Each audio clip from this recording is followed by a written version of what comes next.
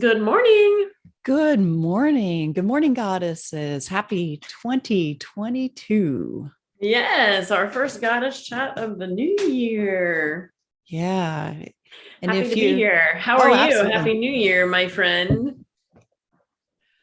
Doing really well, actually. Mhm. Now, you and I had our little talk before we go live, and one or the other of us needs talk, kind of off the ledge. Don't know what it is. We tend to get kind of, well, past few days I've gotten myself into a tizzy over things that just don't matter. And maybe Yeah. you all listening have the same feeling as soon as January 1st comes along, you think you have to have it all figured out and you're going to right out the gate. And that is just not the No, goddess way. no.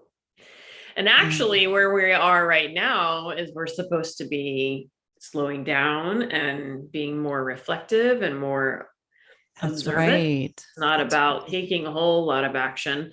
Although oftentimes we feel like we do need to take a whole lot of action because we've had a lot of downtime. So it is it is okay, Right, right. but just remember to take some time to pause in the midst of that getting up and going again. Yeah, so I'm shifting into neutral and just concentrating on being and not the doing. Mhm. Uh, because you may be wasting a lot of energy on something that you're really not supposed to be doing, that Hmm. your spirit and soul is calling you to do something else. But how do you know if you don't sit and listen? So Yeah. I'm Well, and that leads going us through that. right into our goddess of the month. Yeah. Our new transition has begun. We are now working with a specific energy for the month. And Mhm. we got a good one this month. Yeah, I am really delighted that we chose or they chose us to start off the year, the Muses.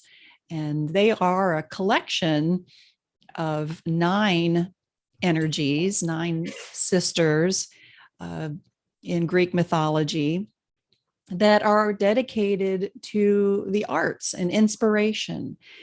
And what better time, I think, for us to be thinking about the muses, as we are the divine feminine, the goddess is the embodies creation and creativity, and the muses help us in creating that beautiful Mhm. art that is our life and that enables others to be inspired to do what they're being called to do. So Yeah. it's really, the story can be just as deep or as not as you want, but we probably, compared to all the other goddesses that we know, the muses are the best known Mhm. throughout our culture without even be thinking, oh, that's a goddess that we're thinking about, because Right. they I mean, it's often where been, music yeah, and arts and all that yeah, is part yeah, of yeah. everybody's life. So like, even we have the word music. Hmm. It's apropos that where we go to see art or experience art is in a museum. Just all of those words Well, that, and you can oftentimes find storylines in movies and books about my muse, like this is a very commonly well, understood and that is what vibration. Homer, right? And then the opening line of the Iliad, or one of Homer's poems, is basically, I call upon the muse, or muse, speak to me. And then he's writing an epic poem about somebody's odyssey, Yeah. and that it's all based on the inspiration of the muse. So I'm just going to read it to the best of my ability. We always joke about how we mess up their names, but the nine muses that we're familiar with and what they are, what they represent, if that's all right, and Awesome. then we can go from there. Cleo, she's the fame giver and the ruler of history. Euterpe is the joy giver. Then the muse of lyric, opposite the muse of tragedy. Then we have Terpsichore.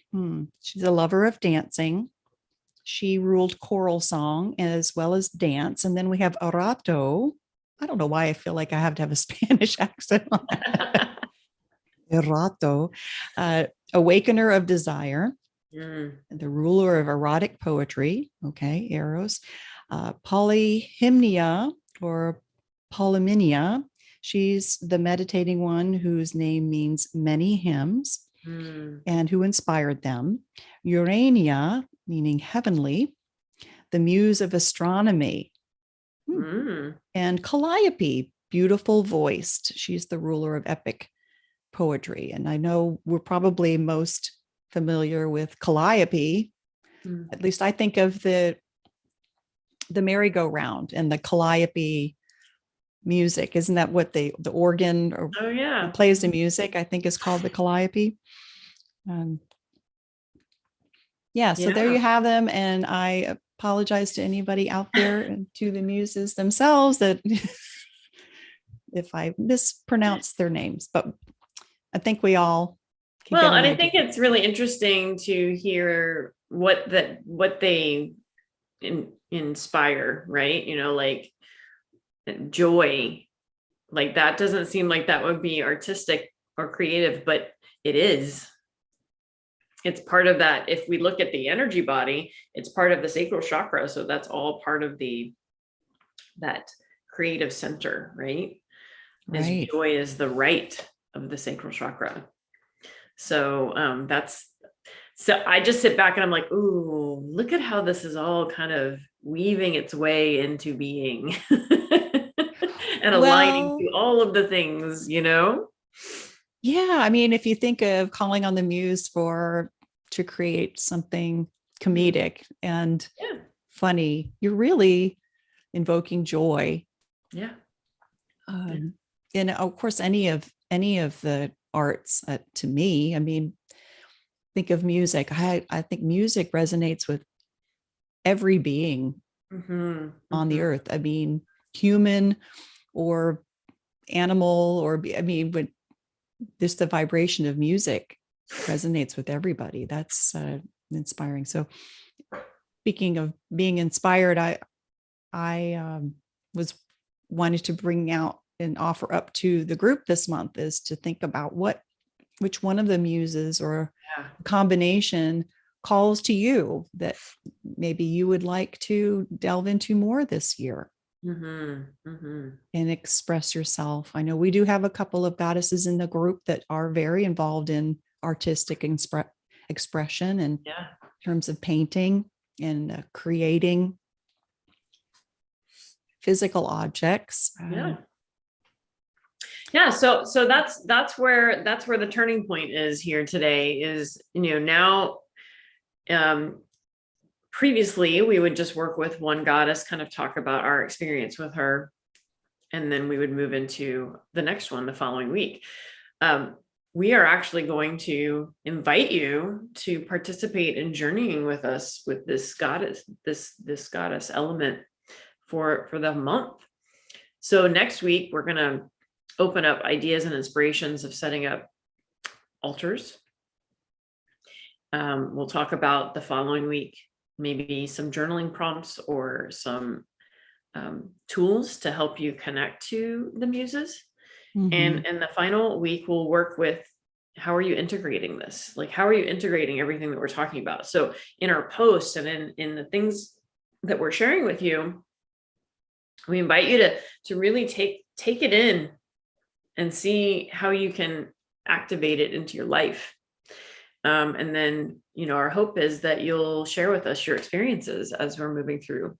So when we talk next week, we'll be chatting a little bit more about how to work with the altar with the muses. Right. And maybe some meditation practices you can invoke to tap into connecting to them.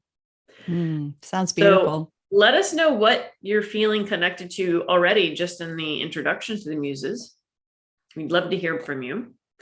And we're going to continue to open up this well of experience with these magical beings.